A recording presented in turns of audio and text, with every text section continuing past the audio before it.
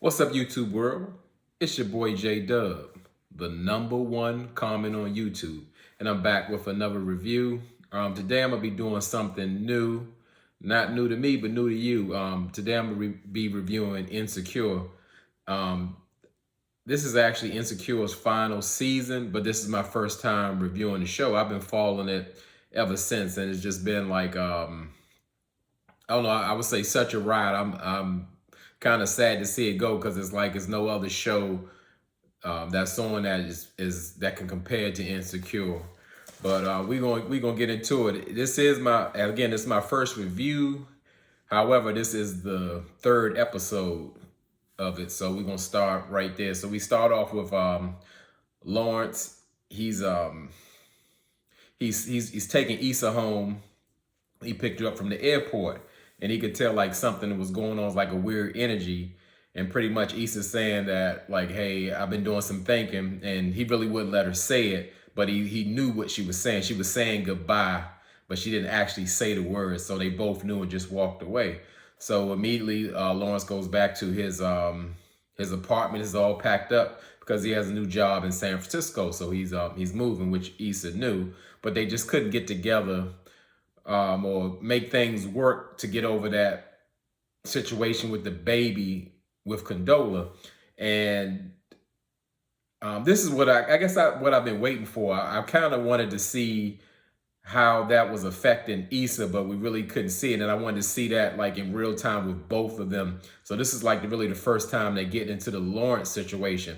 However, about this episode is like strictly primarily focused on Lawrence, which that part I didn't like because I want to see him and Issa interact or see what's going on in their worlds because the Insecure show has a way of doing that and just showing how both of them living simultaneously but separately.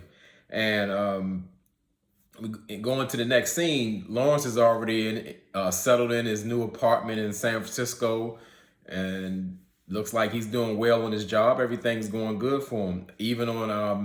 He's even going out on one of his first dates. And while he's on his first date with a young lady, he gets a surprising text that says that his baby's just been born. And he actually say it out loud, like, damn, my baby just been born, you know?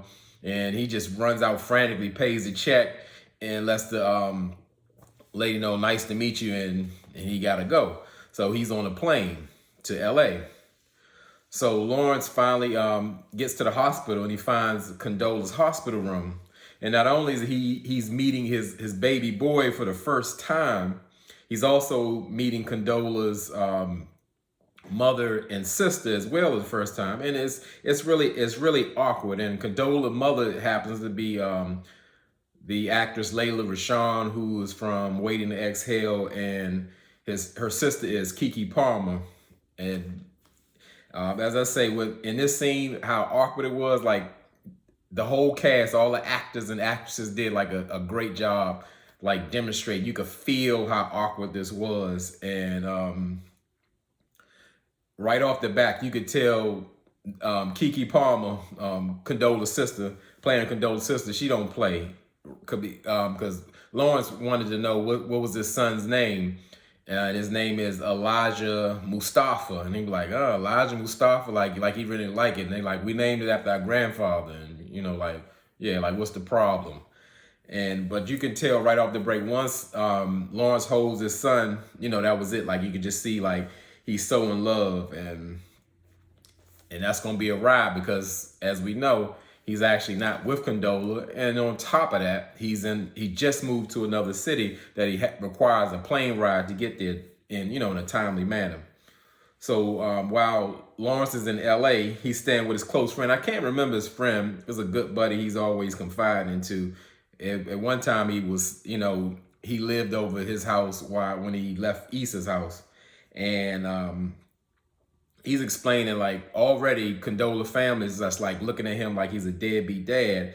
And Lawrence, he's saying like he wouldn't have chosen that name and right off the bat because the baby's name is Elijah Mustafa. And Lawrence's friend just goes in and says, yeah, I love the Lion King, not the second one with Beyonce. and he's referring to Mufasa in The Lion King. And the guys, like the characters in Insecure, are just strong, and he's certainly one of them. I don't know his name. You can drop down in the comments if you know it or remember it. But his interaction with his friend is just always funny. And Lawrence, he's just saying like he's not really like he's not liking the direction everything is going in with having a new baby, because he doesn't want to be like left out and making decisions or being a part of the baby growing up. So he's making a commitment to say pretty much he's going to be there, and he really wants to just be active. So he's going to make a commitment to visit his child every week, which is going to be a challenge because, again, they don't even live in the same area. He has to take a plane to do so. So we see Lawrence and Condola. They're with baby Elijah. They're his first doctor's appointment, and the doctor even can tell like they were first time parents because they were like so frantic and antsy about everything and just so nervous. And the doctor tried to like kind of calm them down with making little light jokes, and I thought he did a good job, because it just seemed like for any second the conversation could have went left, and they were just like a ball of nerves. And I would say Lawrence, you can see he's really getting uncomfortable because it's more so like Condola's in charge of everything, and he's pretty much just asking for adjustments. He's asking Condola like, "Hey, can you make any appointments on Friday for the baby to go see the doctor? I want to be there." And she's like, "Well, the doctor's busy. We can't do Fridays or what have you." And well, he's saying like, "Well, can you adjust to my me seeing my son weekly?" And she's like kind of surprised. She's like, "You really want to do that?" And he's like, "Yeah," because really that's a huge commitment. Even though he's supposed to see his son or wants to see his son, trying to get there and fly out and in every week is going to be a lot on them. So I'm gonna say on him, but on their relationship, because he's doing a lot to get there, but he's only pretty much seeing them one day or just for a couple of days maybe a couple of days a weekend, because he got to go back to work. And Lawrence, he even had a situation where he brought up to Condola, like, "Hey, I want to get our son baptized because my parents said so," whatever. And she was like, "Oh, well, my sister already set it up." And again, he's like I said, he's feeling like left out or want to be a part of it. But that comes a part of everything where Lawrence from the beginning told Condola like if he didn't really want to have a baby, but if she does, he would be a part of it, but just keep him posted. But now, like seeing his son, he really just wants to be there. So they're almost like they're going through like a power struggle. And of course, there's animosity that they're not even together. They didn't even really know each other. So at the baptism after party, it's nothing different than it was in the hospital. There's a lot of awkwardness going on, and even Lawrence's parents are feeling left out because they felt like the baptism wasn't like enough. They only sprinkled water on his head. They want to give him a whole body. They want to schedule a whole dip for the baby so his body can be covered. And I would say the star of this scene was Lawrence's uncle, his Uncle Ryan. He was just like an old school uncle. He was just hilarious. He even he told Lawrence, "Give me a handshake," and put a $5 bill in his hand. And Lawrence was like, "Yo, you didn't bless me with a $5. Like that's gonna really do something. We not in 1980 or something. What $5 gonna do for a baby?" And even Uncle Ryan had just jumped in the conversation where Lawrence was telling them that he wants to spend time with his kid, but also his parents does. They want to teach him how to swim. And the uncle was like, "Well, that's the easy fix. You just throw the little baby in the deep end, and then, you'll find out what he can do." And they look at him like, "What's wrong with him?" And Lawrence got to get him out of there and get him away from Condola's people, because they ain't like what they're hearing. And everything is new, and Lawrence you can tell he just wants to be an active part of little Elijah's life. And he mentioned to Condola, like, we could get together maybe in the holidays, our family get to know each other. Y'all can spend some time with Elijah. Maybe I can get a week with him. And she looked at him like, what you talking about, a week? That's more like a year. And Lawrence was like, "No, it's a week."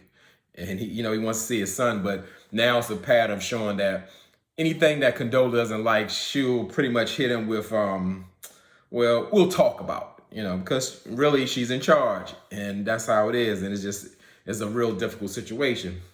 So Lawrence, he's back at home. He gets a reminder on his phone that he has to catch his weekly flight back out to LA because, you know, he promised Condola that he would come and see his son once a week. But he actually cancels the visit because he's been bogged down with work, and already like that bothers Condola. Like she could tell she thought it was a lot for him to do, but now him like being disappointed so early because he just made the promise.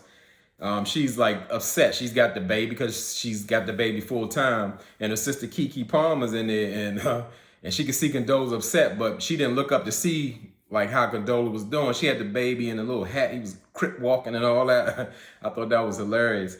But Condola, you know, Keke asked her like, "What's going on with you?" And she's like, "I don't really want to say because you already like him." And she's like, "Oh, Ashy Larry again." And pretty much like saying Lawrence pop in and pop out. He's just like an uncle. He's not even like a father. And it's just a bad situation all around. It's just a big old headache. So Lawrence, of course, he's still at home because he never came out to LA. And he's putting together like a little nursery for his son.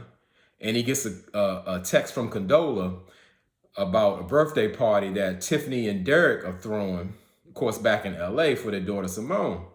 So Lawrence is, you know, saying, "Yeah, what's up? I got the invite." And Condola suggests, like, you know, you want to go together with any, and they want to go all, they want the whole family. Well, I can't call them a family, but Condola wants Lawrence to go with her and the baby to the birthday party, and Lawrence is down. And guess who the guest is hosting the birthday party? None other than Kelly. Kelly is like so wild. When pretty much any scene Kelly's in, she's gonna steal it. You know, you either love or hate Kelly, and that's the first person they see in the party, and she's like surprised, and it's still awkward. Like this whole episode was awkward because just by her having a baby and the circumstance that Lawrence was with Issa so long, but she's still friends, and Condola's friends with all of their friends. So Kelly was like, "Well, hey, I see y'all got a whole baby, you know, with both of y'all faces." It's like, wow, it's a thing.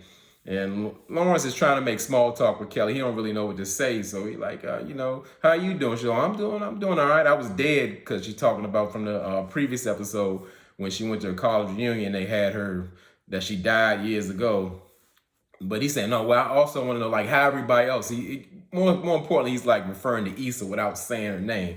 And Kelly says, "Well, you know, everybody that I deal with, they're thriving, and you know the potential is limitless," because that's what Kelly do. And also, as Kelly, she's hosting the party. She has her cousin. She's doing Pepper the Pig. It's supposed to be like a play of Pepper the Pig, but she's saying it's copyright situations.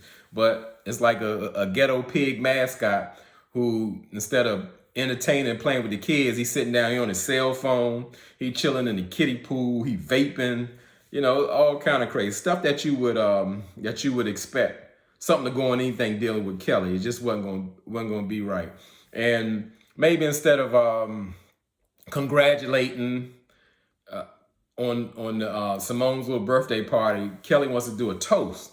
And she's pretty much, you know, giving her view of things. She's like, "Well, you know, the baby Simone is special to me as her godmother. You know, it's a real honor for me to be here and to host the party, but I don't even like kids. You know, the way they move and how they act remind me of little demons, but all of them except little Simone." And everybody looking like, "Oh, okay." But so everything as far as with Lawrence and Condola at the party, it seemed like it's going well until Lawrence has the baby by himself, and he feeds the baby some type of like table food, some snacks. And Condola was like really upset, trying to find out like, "Well, you know, hey, you didn't run that by me. We wasn't supposed to give it to him yet." And Lawrence like, "Hey, the doctor said he could have it at this time, so what's the problem? You know, you act like I don't know what I'm doing, or I can't do it." And so they get to arguing while Lawrence got the baby in hand, and Condola want to get the baby back from him. And it's getting real heated, like at a baby party. They're causing like a whole scene. And Tiffany's husband, Derek, comes over there, try to break it up, trying to throw Lawrence off. Like, "Lawrence, hey, I need some help with some boxes back there." And he like, okay, he get a baby back. Lawrence get a baby to Condola. And Derek takes Lawrence in the back. He's like, "Yeah, where the boxes at?" He's like, "Man, I ain't got no boxes. I just gotta break up what's going on. You know, this is my daughter's party. This is what's happening here right now. And like what you doing, even if it ain't going well, you can't be lashing out or add negativity to the situation. It's just not gonna work for you." He said, "Trust me and understand. You know, me and Tiffany have our issues and raising a baby and all that, but you got to work through it. You just can't go in that negative direction, be arguing and fussing, especially with a baby." And Lawrence was like, "Well, you know, y'all situation different. Y'all married." He said, "But I'm just telling you, this is gonna be a long road. You don't want to do it." And he telling them right. And so we go to like Lawrence is back at home, and they show like a split screen in regular Insecure show fashion. It shows how he's living his day-to-day life and how Condola's living her day-to-day life. And, you know, Pretty Lawrence is just doing him. He's taking a nap when he's want to, undisturbed. Condola gives a nap. You know, she got to go get the baby when the baby crying. Lawrence, he actually hooked up back with his date. He hooking up with her, and Condola falling asleep on the toilet, you know. So it just shows the difference in their perspectives of how they live and how Lawrence is popping in and out, in which, you know, he's had a baby, but he decided to move to a totally different area while pretty much all the responsibility is on Condola. And they're just not, you know, they just not clicking because they, like I said, they already had a fight and going on. So Lawrence hasn't made his way back to San Francisco. So he gets on the plane and he's riding, and it's something as far as like it's something total off subject, but he's riding and the plane is dealing with severe turbulence. And myself, I'm not a plane person myself. If I could drive, I would prefer a plane is much more convenient. That's about it. It gets you there quicker. But that's what I have a problem with. I've experienced turbulence often, and you're sitting there and you're waiting for it to be over. Like when or if it is going to be over. Like you don't know if the plane is crashing or how long it's going to be or how bad it's going to be. I hate that. When I saw that scene, it just made me not ever want to fly again. I'm not. I will, but I prefer not to.